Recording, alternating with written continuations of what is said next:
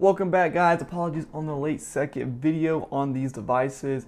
We got life, careers that obviously are more important and are a priority over this. But hey, nonetheless, we're here with the 32GB model and the 16GB model Elite chips on the Surface Pros, as well as I've added two devices that I thought would be great devices to compare to. So I got the 32GB RAM M1 Pro, as well as the 16GB RAM M1 MacBook Air, just to give you some more, examples of how these devices stack up against other devices that I actually use. And with that being said, let's get into some of the things we're going to be testing today.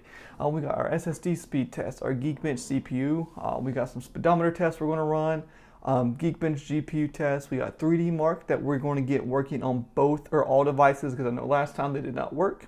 We got Cinebench R24. We got Blender with the new beta software there is for ARM, so that way we can see if the ARM chip was really, or the ARM version was what was holding these devices back in terms of actually running some of the demo projects that we were trying to run. And then although Premiere Pro is not working on these devices yet, we do have some Davinci Resolve that we're going to use, just basic 4K, some color correction, just to give a nice export time test in terms of what these devices can do, as well as what to look forward to, in Premiere Pro once it's optimized. And then we got some battery life tests to really discuss, as well as my closing thoughts at the end. All right, with that being said, let's hop into the first test, which is going to be our SSD speed test, and let's hop into it. All right, so our SSD speed tests are complete. Let's start with the surfaces. So on the 16GB model, 512GB SSD versus the 1TB SSD, we have 3600 reads in terms of megabytes per second and 2500 on the write. Now for the 1TB version and 32GB RAM, 3600 reads and 3000 writes. We did run this twice, so there is it is about what 20-ish% faster on the 1TB version. And if you're someone that's going to be writing to a lot of devices, that is something, and especially large files, that is something that you're probably going to notice, right? But on the MacBook Air, we have 3300 reads, so pretty close to the reads on the Surface laptops, but the write's only 2200-ish, so a little bit slower than the 16GB model, but the 1TB model, it is quite a bit slower. And then for the MacBook Pro, obviously, we got about 6,900 reads and 4,900 writes. So obviously this thing blows all the devices out the water. But if it's something that you're not going to be doing, you're not going to notice the difference between transferring and read and write devices on 3600. I believe I have a 3600 read in my main PC, and I haven't noticed anything different, even when I'm unzipping large files or transferring files from one device to another. So definitely something that you don't really have to worry about. But with that being said, let's head over to our Geekbench 6 and start with some CPU tests. Alright guys, we have finished our CPU Geekbench 6. Alright, hold on. So we have finished up our Geekbench 6 CPU tests. And on the surfaces, they're both exactly the same, 2800 single core and 146 in the multi-core. And I'll show you at the beginning, I'll put all of these in the best performance mode, so there's no discrepancies or any differences that might be because of that. And obviously we're going to run them in the best performance because at the end of the day, we want all the performance we can get, especially for a device that we're going to be using. All right, so on our MacBook Air, we have 2363 single core and 8681 multi-core, so obviously these blow it out the water. Even on the MacBook Pro, we have 2268 and 11,672 in the multi-core score. So for CPU performance, based on this test, they're blowing the old gen, M1 chip anyways, out of the water. But let's head on over to our speedometer test that I have also ran. Let's pull these up. All right, so on our speedometer test for the surfaces, we both got 26.5, so no differences there. 26.3 on the MacBook Pro and 27.8 on the MacBook Air. So all of them, you're not going to notice hardly any difference between doing tasks or workloads within your web browser. But with that being said, let's go ahead and head back to let's head back to Geekbench 6 for our GPU test to see how they compare and stack up with the MacBooks. All right, we are back with our GPU test in Geekbench 6. They all had the same test OpenCL, and on the surfaces, you're going, again, no differences in terms of the test performance. So we got 20,402 and 20,433 on the Surface 32 gigabyte model and the 16 gigabyte model. Now on the MacBooks, MacBook Air, we have 18,855. So even though it's an older chip, it's definitely trying to keep up with them. Obviously, you're going to get a little bit performance better, but in terms of the MacBook Pro now, we're at 41,000, almost 42,000 score, and that's basically double what you're really getting in terms of GPU performance. So obviously, if you're already going to notice that if you're going to want something more GPU intensive, this is a great device, especially for the bang for the buck at the moment. All right, so let's head into our 3D Mark to give it more of a, I guess, a stress test to see exactly how these perform under those kind of loads. All right, so we finished our new the new Steel Nomad Lite test. So on the surfaces, we both got about 2,000 in the DX12 score and about 15 FPS, and then on the MacBook Air, we got about 1,800 in the DX12 score as well as 13.1 FPS. So obviously these are still doing a little bit better, but on the MacBook Pro, we got almost 4,000 and then 29.1 FPS. So we're still getting about double on the MacBook Pro as we are on the surfaces. So now let's head into more of a thermal test, just to see if our resources are maybe the extra RAM is helping this one, or if there's some thermal throttling that will affect the overall scores. So we're going to run the Steel Nomad Lite stress test and just see how it goes from there. All right, guys, we just finished our Nomad Lite Extreme stress test. So what you want to pay attention to is the frame rate stability as well as the overall loop performance within the stress test, and all of them seem to be exactly the same in terms of there weren't really any thermal throttling, except for on the MacBook Air. You'll notice that the stress test went down to the right a little bit in terms of the hotter it got, the less performance it is. But on the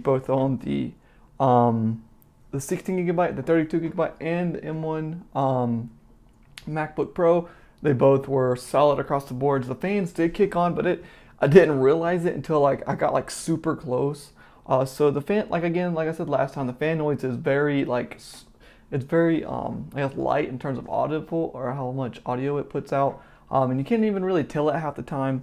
But yeah, all of them did great in this. No thermal throttling, as well as I'll throw up the hardware monitor for the max and min GPU and CPU temperatures. Didn't look like it got any higher than 65 degrees Celsius, which is great. But obviously on the MacBooks, they tend to let it go a little bit higher. But obviously I didn't hear the fans kick in. Nothing felt hot, maybe to the touch a little bit, but nothing felt like unusable. With that being said, we've noticed that there's no real difference between 32 and 16 gigabytes so far. So we're going to head into our Blender and see if since the last video I did was the current release, there was a beta release that I was able to grab in terms of their release pipeline, and we're going to see if the ARM version of that helps us open up and even run some of the files that wouldn't even open last time. So let's head into that. So again, on the surfaces, I'm even on the beta release version that is ARM compatible, and it's still giving me the error of it just crashes, not responding. I don't know if it's just a Windows thing or if it's just the chips in general, because obviously the new architecture. I'm guessing the latter, because they both crash, right? Both, even 32 gigabytes RAM, there makes no difference. But as you can see on both on the MacBook Pro and on the M1 Air, there's no issues. It plays smoothly. I don't feel anything getting hot. So to each their own. So if you obviously if you're into Blender, you're probably going to want something more GPU intensive anyways, and this is why probably the MacBook Pro plays it the smoothest. But you got to give the M1 Air some credit, especially if you're just trying to get into it. It's doing a great job. But with that, I do want to move on to one more final test, and that being Davinci Resolve. Obviously, Premiere Pro isn't supported. I did get Davinci Resolve downloaded. So we're going to go ahead and get that set up, run a quick test, and then close out on our thoughts of the devices. So let's head into that. All right, so we got everything loaded up into Davinci Resolve, and I'll throw up the video clip, but even just clicking around right now, it is very, I guess, laggy.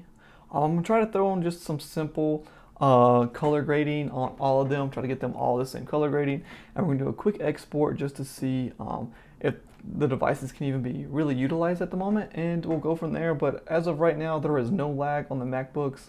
If there is, it's hardly any at all. And this is a 4K project, about 16 to 20 minutes, I think. 20 minutes and about 8 gigabytes in size. So let's go ahead and export it and go from there. Okay, guys, we're about 12% in now, and these fans are ramped up. Let me see if I can get y'all a quick view, or I guess a quick listening on it.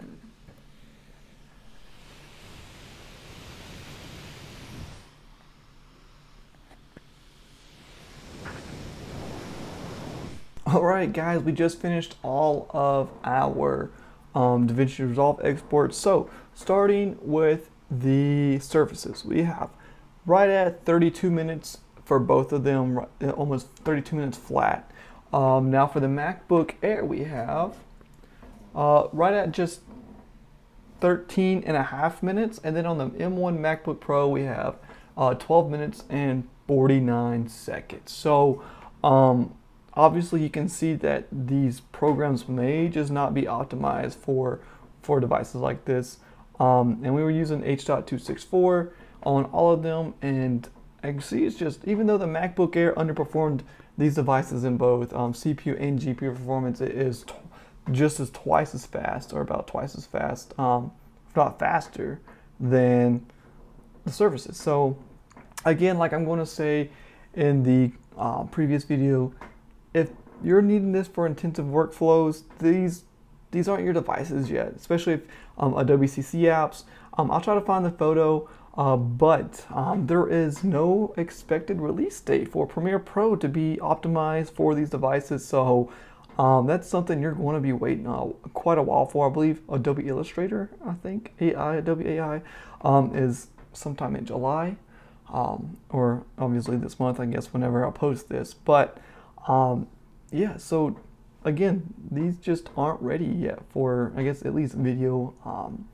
video production in general, right? And another thing, for battery life tests, I tried to set up just a long form of how much, I guess, battery I'm getting on each of these devices, but as you'll see in this clip, I'm gonna throw up. We had a culprit that kind of skewed the test, and after about 3 hours, at least on the surfaces that weren't affected, we were sitting at about 72%. And these devices actually both started at 95% before I started these tests, and after about 3 hours of testing, the 32 gigabyte is at 9%, and the 16 gigabyte is at 16%. So it got a good use, a good bit of use. And for the MacBook Pro, we have 31%, and for the MacBook Air, we have 43%. I don't remember what the MacBook Pro was on, but the M1 Air was at 100% before I started the test, because that was the one thing I wanted to make sure, especially considering that I guess the power consumption of both of these devices are probably closer, especially how small they are, etc.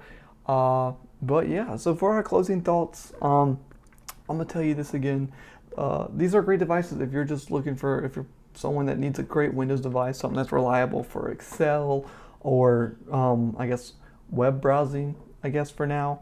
But these just aren't ready for power users or video production, Blender, graphically intense applications at the moment. You gotta wait for them to be optimized. And again, at the price point for I want to say $999 and $2,099, I believe. I'll correct it if I'm wrong on the screen.